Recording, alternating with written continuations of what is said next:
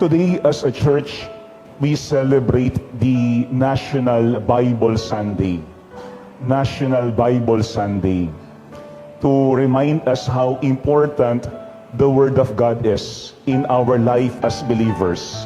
Siyempre, bilang Katoliko, hindi lang tayo sacred scripture, kung hindi we also believe in what we call sacred tradition, na alam naman natin ang dalawang ito ay inseparable. But if you notice today in our response, we have said, "Your words, Lord, are spirit and life." Yun ang sinabi natin kanina. Your words, Lord, are spirit and life. Reminding us how important the Word of God is in our life. Not only to guide us, but to look at it as our life.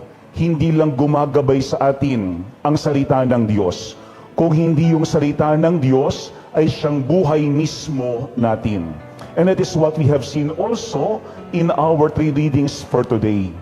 Kaya nga ating pagnilayang maigi, yung ating mga pagbasa, kung gaano ba kahalaga yung salita ng Panginoon sa ating buhay.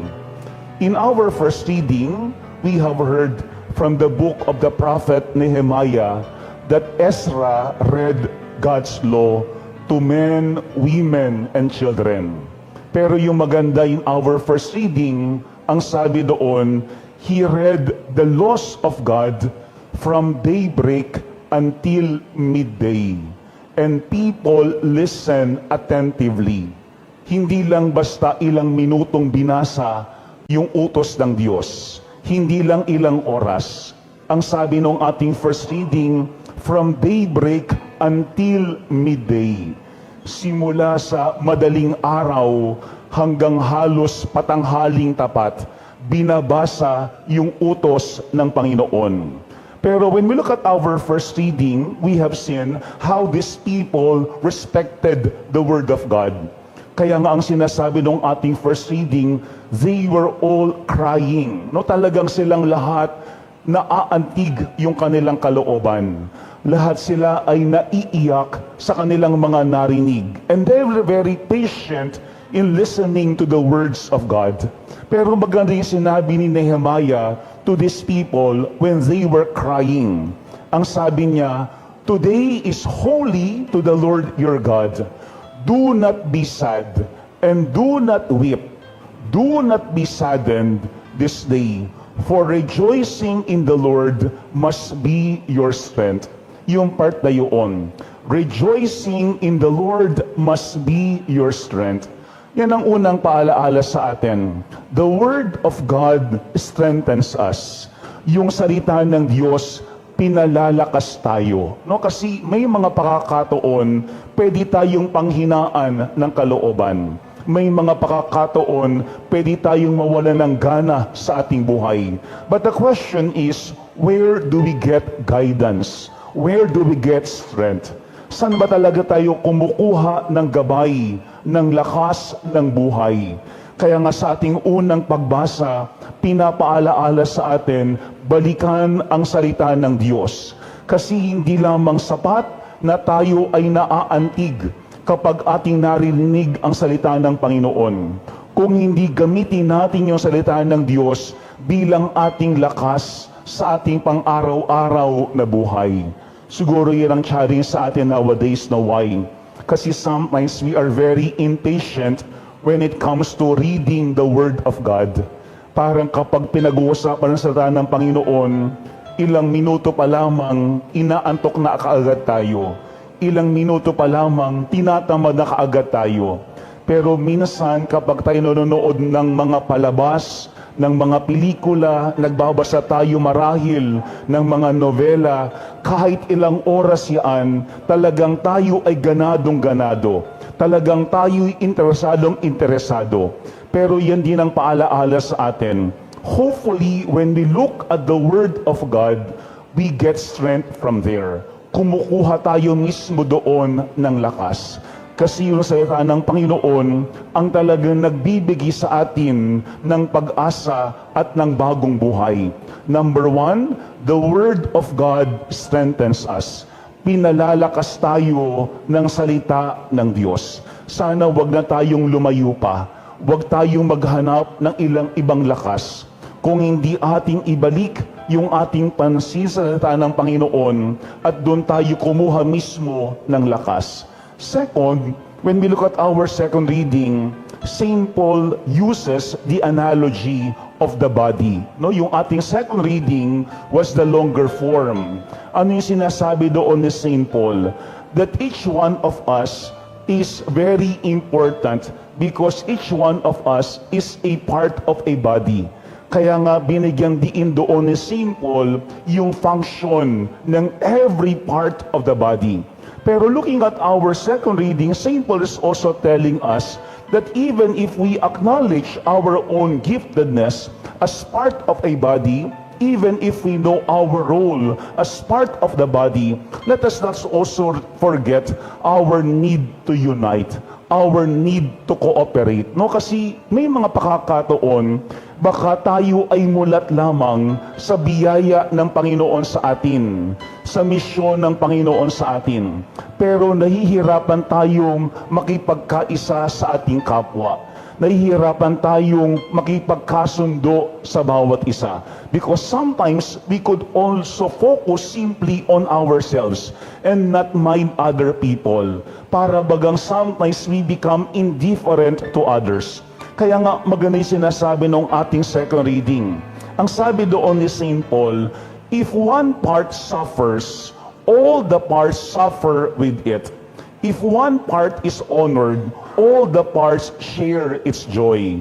Parang sinasabi doon ni St. Paul, meron dapat pagdamay.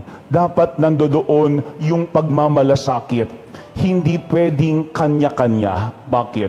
Kasi kapag isang bahagi ng katawan ang nagdurusa, buong katawan ang nahihirapan.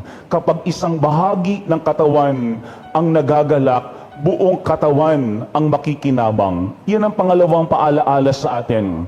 That the Word of God not only strengthens us, but second, the Word of God unites us.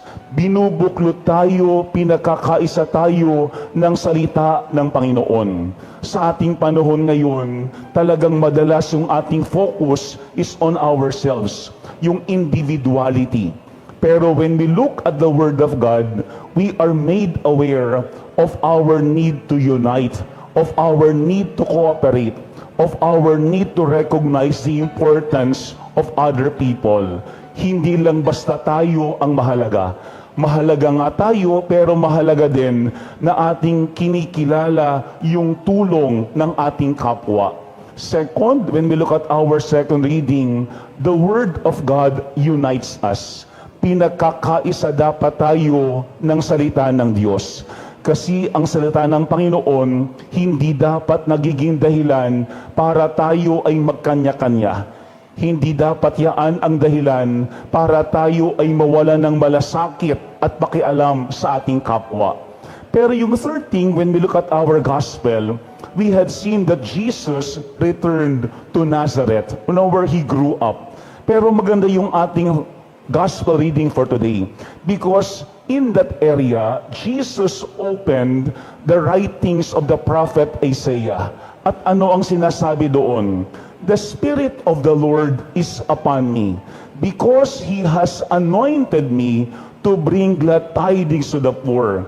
He has sent me to proclaim liberty to captives, recovery of sight to the blind, to let the oppressed go free, and to proclaim a year acceptable to the Lord. Yan ang pangatlong ating tignan, that the Word of God ignites us. Pinapag-alab yung ating kalooban ng salita ng Panginoon. That only happens when the Spirit of the Lord is with us. Kapag nasa atin mismo ang Espiritu ng Panginoon. Kaya nga maganda yung ating gospel. Why? Kasi kapag na kay Jesus ang Espiritu ng Panginoon, ito ay nagmamanifest mismo sa kanyang kilos patungo sa kanyang kapwa. Ano yung kanyang dinadala sa iba? Glad tidings to the poor, liberty to captives, recovery of sight to the blind, freedom to the oppressed, and a year acceptable to the Lord. Yan yung Jubilee year, bringing hope to other people. Kaya ito yung pangatlong paalaala sa atin. Let the Word of God also ignite us. Kasi mag-aalab lamang yung ating puso, yung ating kalooban kapag nasa atin ang Espiritu ng Panginoon. Siguro magandang ating tingnan, ano ba yung laman ng ating puso, ano ba yung laman ng ating kalooban. Kasi kapag hindi ang Espiritu ng Panginoon, hindi maganda ang ibubunga niyaan sa ating kapwa. Hindi yan magbibigay ng kalayaan. Hindi yan magbibigay ng kagalakan. At hindi rin yan magbibigay ng pag-asa sa iba. Kapag tayo mismo ay hindi nag-aalab sa Espiritu ng Panginoon. Alam po nyo, meron akong nabasang magandang quotation coming from St. Padre Pio. Ang sabi niya, joy is the sister of charity. Serve the Lord with joy. Let me repeat it. Joy is the sister of charity. Let us serve the Lord with joy. Kasi baka minsan naglilingkod tayo pero wala tayong kagalakan. Pero yung ating kalooban ay punong-puno ng galit at sama ng loob. Hindi pa rin paglilingkod yun. Because joy is the sister of charity.